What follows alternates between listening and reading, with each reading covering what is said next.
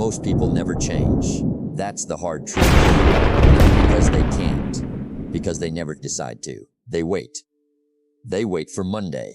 They wait for January. They wait for the money, the mood, the moment, the sign. And while they're waiting, the years walk out the back door without so much as a goodbye. I've watched it happen. I've watched it happen in small towns and in big cities. I've watched it happen to men with talent and women with brains and young people with fire in their eyes. And I'll tell you something nobody told me when I was your age. The old self doesn't die on its own. You have to kill it. And you have 21 days to start. Beat 2, the diagnosis. Now, here's the thing. You already know what needs to change. You do. You've known for a long time. You feel it when you lie in bed at night and the house goes quiet. You feel it when you catch your reflection in a window and you don't quite recognize the person looking back. You feel it when you scroll past somebody younger, hungrier, moving faster than you, and something in your chest tightens. That feeling is not weakness. That feeling is the truth trying to reach you. But most people never listen to that voice. They drown it out. They numb it. They dress it up in excuses and put it to bed. They tell themselves the story that they'll get to it later. That they're too old, too tired, too far behind, too busy, too broke, too stuck. And that story becomes the wall, and the wall becomes the life. Here's what nobody tells you. You don't stay stuck because the world is against you. You stay stuck because the old self keeps getting up every morning and running your day. Same routines, same fears, same reflexes, same small thoughts on repeat. That old self is comfortable. That old self is familiar. And that old self will keep you exactly where you are until the day they lower you into the ground. Unless you decide right now that he does not get to drive anymore. I've seen it 1,000 times. A person doesn't fail because they lack ability. They fail because they never confronted the version of themselves that was quietly running the show. The old habits, the old excuses, the old lowered standards that got smuggled in one small compromise at a time. Let me tell you something. Change is not a mystery. It is not a matter of luck. It is not a gift the universe hands to the chosen few. Change is a decision, followed by a discipline, followed by a death. The death of who you used to be. And that death takes about 21 days to begin, not to finish, to begin. And I'll tell you what nobody told me about those 21 days. They are not what you think. They are not glamorous. They are not exciting. They are quiet. They are lonely. They are boring. And they are the most important days you will ever live. Beat 3, the core principle. Here's the truth. You do not rise to the level of your dreams. You fall to the level of your daily habits. And if your daily habits belong to the old self, your future belongs to the old self, no matter what you wrote in your journal last New Year's Eve. Kill the old habits, and the old self starves. Feed the new habits, and the new self takes over the house. That is the whole game. Everything else is decoration. Beat 4. The first personal story. I once knew a man named Harold. Harold worked in a mailroom in a small building in a small town in Ohio. Nothing fancy, just a plain brick building with a flag out front and a coffee pot that was always half empty. Harold was 38 years old. He had 2 kids, a used truck, a mortgage that scared him a little, and a wife who loved him and was starting to worry. Harold was not a lazy man. Harold worked hard. Harold showed up on time. Harold did his job. But Harold had a problem. Harold was exactly the same man at 38 that he had been at 28. Same weight, same debts, same complaints, same evening routine, cracking open the same drink, watching the same channel, going to bed at the same hour. 10 years had passed and nothing had moved. One night, and I'll never forget this, Harold came out of his house, sat down on the front step, and looked up at the porch light, and something in him broke. Not in a bad way, in a good way, in a clean way. He said out loud to nobody, I am not going to spend the next 10 years the way I spent the last 10 years. That was it. That was the whole speech. No fireworks, no motivation video, no guru, just a man on a porch step making a decision. And here's the turning point. The next morning, Harold got up 45 minutes early, just 45 minutes. He didn't buy a course. He didn't quit his job. He didn't announce anything on the internet. He just sat at his kitchen table with a cup of coffee and a plain notebook, and he wrote down one sentence. Today, I am going to be a slightly different man than yesterday. Then he read 10 pages of a book somebody had given him 3 years earlier that he'd never opened. Then he went for a walk around the block. That was it. 21 days of that. Then 21 more. Then 21 more. 2 years later, Harold was running a small business out of his garage. 4 years later, that business bought the truck and paid off the house. 7 years later, Harold was training other men in that town to do what he had done. And when I asked him what had changed, he looked at me and he said, I killed the old Harold. I did it slowly, but I did it. That is the whole secret. That is the door. And it opens for anybody who is willing to walk through it. Beat 5. The contrastinction. Now let me draw you a picture, because I want you to see something clearly. Most people wake up and check their phone. The few wake up and check their mind. Most people react. The few plan. Most people are entertained. The few are educated. Most people spend the first hour of the day feeding the old self. The few spend the first hour of the day building the new self. Most people talk about what they're going to do. The few quietly do it and let the results talk for them. Most people negotiate with their alarm clock. The few negotiate with nobody because they gave their word to themselves, and their word is not up for debate. Most people are interested in change. The few are committed to it. And there is an ocean between interested and committed. Interested shows up when it's convenient.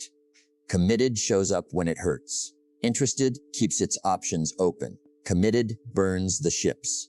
Most people want the harvest without the planting. The few plant and water and wait and trust the soil. Most people ask, why is this happening to me? The few ask, what is this teaching me? Most people count the days. The few make the days count. You see the pattern. 2 roads, same starting point, same 24 hours, same air, same sun, same weather, same country, same economy, but 2 entirely different destinations. And the difference is not talent. The difference is not luck. The difference is not connections. The difference is the daily habits. And the daily habits belong to whoever is running the inside of your head. That is why we have to kill the old self. Because the old self will always vote for the road most people take. Beat 6. The deeper layer. The 10 brutal habits. Now, here's what nobody tells you. There are 10 habits that, when you install them, quietly execute the old self. You don't have to make a big speech. You don't have to post about it. You don't have to burn your past.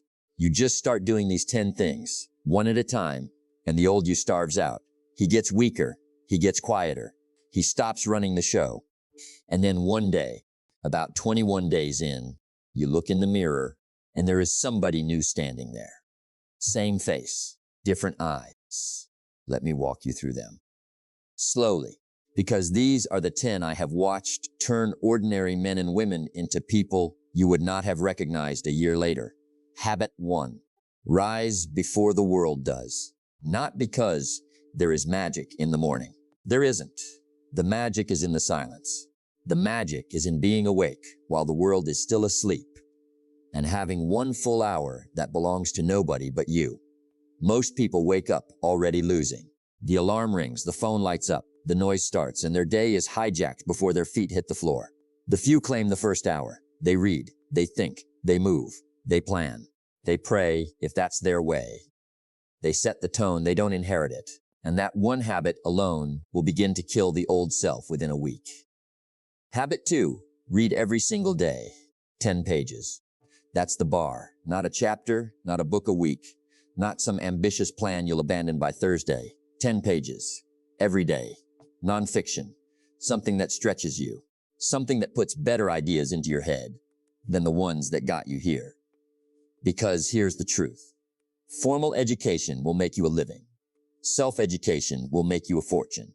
And the man who reads 10 pages a day for 1 year has read 36 books. 36. That is more than most people read in a decade. And it will show in your speech, in your decisions, in your posture, in your income. You cannot pour better ideas into your mind and stay the same person. It is Not possible. The mind grows to fit what you feed it. Habit 3.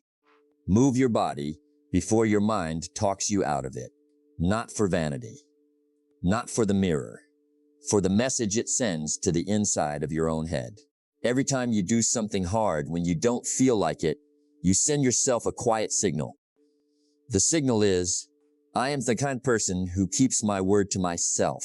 And that signal, repeated day after day, is what discipline actually is. Discipline is not a personality trait. Discipline is a track record. You build it one small kept promise at a time. Walk, run, lift, stretch. It doesn't matter what. It matters that you do it on the days you feel like it and on the days you don't. Habit 4. Guard your mouth. Most people talk themselves out of their future every single day and don't even know it. They complain. They gossip. They rehearse their limitations out loud. They tell the story of why they can't, why it's hard, why it's unfair, why they're tired. And here's what nobody tells you. Your ears are listening.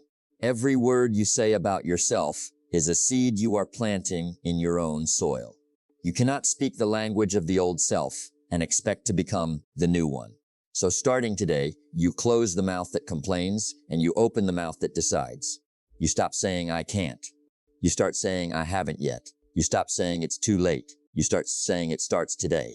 Habit 5. Sit in silence for 10 minutes a day. I know what you're thinking. That sounds soft. That sounds like nothing. Let me tell you something. Silence is where the old self loses its grip. Because the old self needs noise. The old self needs distraction. The old self needs the phone, the screen, the scroll, the podcast, the notification, anything to keep you from hearing what your own life is actually telling you. Sit down 10 minutes. No phone, no screen, no music. Just you and the truth. It will be uncomfortable the first day. It will be uncomfortable the second day. By the 10th day, you will begin to hear things about your own life you have been avoiding for years. And that hearing is the beginning of everything. Habit 6. Do the hardest thing first. Every morning, there is one task on your list you are quietly hoping the day will swallow. You know the one. It's the call you don't want to make. The conversation you've been avoiding. The project you keep pushing to tomorrow. The number you haven't looked at. That task, done first before anything else, kills the old self more than any of the others. Because the old self is the one who wants to postpone. The old self is a professional postponer. And every time you do the hard thing first, you strip him of his authority. The rest of the day gets lighter. The rest of the day gets cleaner. And you walk through it as a person who did what mattered before it mattered to anybody else. Habit 7. Choose your circle like your life depends on it. Because it does. Show me the 5 people you spend the most time with, and I will show you your next 5 years. That is not a slogan. That is a law. You cannot rise in a room full of people who are committed to staying where they are. Their gravity will pull you back. You will find yourself apologizing for your ambition. You will find yourself dimming your light to keep the peace. You will find yourself back on the couch, back in the same conversations, back in the same complaints. And here's the catch. You don't have to make a big announcement. You don't have to cut people off. You just have to spend less time in the rooms that make you smaller and more time in the rooms that make you larger. Even if those rooms for a while are just you and a book. Habit 8. Track something. Anything that matters. Your weight, your hours, your money, your reading, your calls, your steps, your income, your workouts. Pick one thing and write it down every single day.